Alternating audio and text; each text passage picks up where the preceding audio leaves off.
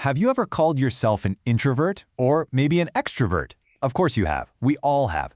But do you have any idea where those terms actually came from? Well, today we're diving into the mind of the guy who gave them to us, Carl Jung. And believe me, his ideas are so deep in our culture, you're probably using them every single day without even realizing it. If you've ever taken a personality test online, you've definitely been asked this question.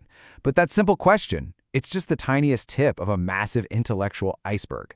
It's the doorway into a totally radical way of looking at the human mind. So let's go. Let's dive in and find out where these ideas we take for granted actually came from.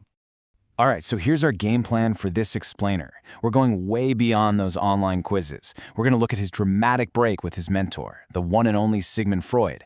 Then we'll follow him on this kind of harrowing journey into his own unconscious mind. After that, we'll map out the revolutionary ideas he brought back with him. And finally, we'll see just how much his legacy continues to shape our world today. Okay, so let's start with the basics. Who is this guy?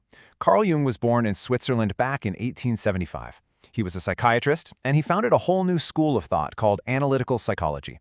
But he wasn't just some stuffy academic. He saw himself as a real explorer, a pioneer charting the vast, unknown territory of the human soul. Now, you really can't understand Jung without first talking about his relationship with Sigmund Freud. I mean, this was a meeting of titans, a partnership of incredible intellect and, frankly, huge ambition. And when it all fell apart, wow! Its collapse completely changed the future of psychology. So when they first met, you have to picture it. Freud was already the guy, the big pioneer, and in the younger Jung, he saw his successor. I mean, can you imagine that pressure? Freud wasn't just looking for a partner, he was literally anointing his crown prince, the one who would carry the torch of psychoanalysis forward. And for a little while, it really did seem like a match made in heaven. Their first meeting in 1907, they talked for 13 hours straight. 13 hours! By 1910, Jung's the president of Freud's International Psychoanalytical Association. He's the golden boy. But then, just 3 years later, it's completely over. Done. So what on earth happened? How did it fall apart so fast? Well, it really boiled down to two massive, fundamental disagreements. For Freud, the libido was mostly sexual energy, and the unconscious? That was basically a personal storage locker for all your repressed stuff. But Jung saw it differently. He thought the libido was a much broader life energy. And he came up with this really wild idea that underneath our own personal unconscious, there's a collective unconscious, a kind of shared ancestral memory bank for all of humanity. This was a huge deal. And let me tell you, this break wasn't just professional. It got deeply personal. This quote from Freud in 1913 is just brutal. It was the final nail in the coffin for their friendship.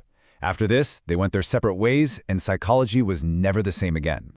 Okay, so after this devastating split with Freud, who was really a father figure to him, Jung was completely adrift. He was plunged into this period of intense uncertainty. But here's the thing, instead of collapsing, he turned inward. He began one of the most profound and frankly dangerous journeys of self-exploration ever recorded. He himself called it a horrible confrontation with the unconscious. For years, he was just flooded with these powerful visions. He heard voices. He was genuinely afraid he was losing his mind, that he was headed for psychosis. But he didn't run from it. He was convinced this terrifying experience wasn't just an illness, but a necessary exploration. And what did he do? He documented everything. His dreams, his visions, these strange dialogues he was having with figures from his own psyche. He wrote it all down in this huge, leather-bound, beautifully illustrated book that we now know as the legendary Red Book. This was his laboratory. It was in this intense, fiery crucible of self-analysis that his most famous theories were born. So Jung comes out of this period, not broken, but completely transformed. It's like he went down into the underworld and came back with a map, a new, detailed map of the human psyche, showing all of its hidden lands and powerful forces. And right at the center of this map is his big idea, the collective unconscious. What is it? Well, Jung believed that we're all born with a kind of shared psychic software, a deep layer of memories and instincts passed down from all our ancestors. It's his explanation for why, say, so many different cultures that never had contact have myths about a great flood, or why a fear of snakes is so universal. It's in our collective programming. So what's in this collective layer? Well, Jung called them archetypes. Think of them as universal blueprints for characters or situations that exist in all of our minds. You know, the hero on a quest, that's an archetype. The wise old mentor, another archetype. The trickster, the great mother. These aren't just cliches in movies. For Jung, they're the fundamental building blocks of human experience, showing up in our myths, our art, and even our dreams. Now, one of the most powerful and honestly most important archetypes is the shadow. The shadow is basically all the stuff about ourselves we don't want to admit to. It's our dark side, yes, but it's also our weaknesses, our secret desires, everything we've repressed because we're ashamed of it. It's the Darth Vader to our Luke Skywalker.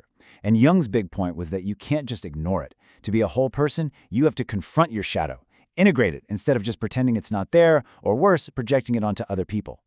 All right, so on the complete opposite side from the shadow, you have the persona. This is the social mask we all wear. You know, it's your work self or your polite dinner party guest self. It's the role you play to fit into society. And look, it's necessary. We need it to function.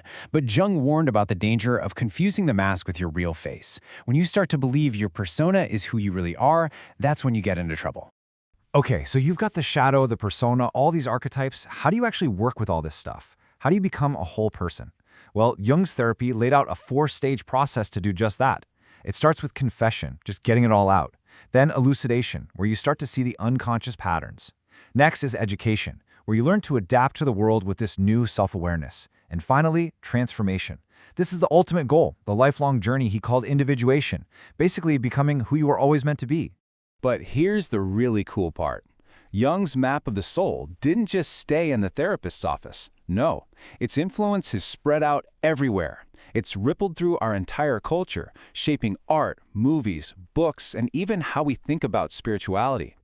You ever take the Myers-Briggs personality test? Yep, that comes directly from Jung's work. Ever heard someone say they have a complex about something? That's a Jungian term. His ideas are the foundation for art therapy. Like we said, his archetypes, they're basically the secret blueprint for half the movies and books you've ever loved. But there's one connection that's really amazing: his influence on the creation of Alcoholics Anonymous. So the story goes, Jung had a patient who was a chronic alcoholic, and Jung told him something profound, that his craving for alcohol was really a spiritual thirst, a thirst for wholeness, for connection to something bigger. That patient's story made its way to Bill W., one of the co-founders of AA. Years later, Jung wrote to Bill W. and laid out this incredible idea. He pointed out that in Latin, the word for alcohol is spiritus, the same word for a higher spiritual experience. So his formula was spiritus contra spiritum. You have to fight the low-level spirit with a higher one. And that idea became absolutely fundamental to the whole philosophy of AA. So really, in the end, Jung's entire life's work is a call to adventure. It's a personal invitation for each of us to explore the vast, uncharted territory of our own inner world. For him, the goal of life wasn't about being happy or successful in the ways we usually think. It was about something much deeper, the courageous, sometimes difficult journey of discovering your true self. So he leaves us with a question, really. It's not just what parts of you are waiting to be discovered, it's, are you brave enough to go looking for them?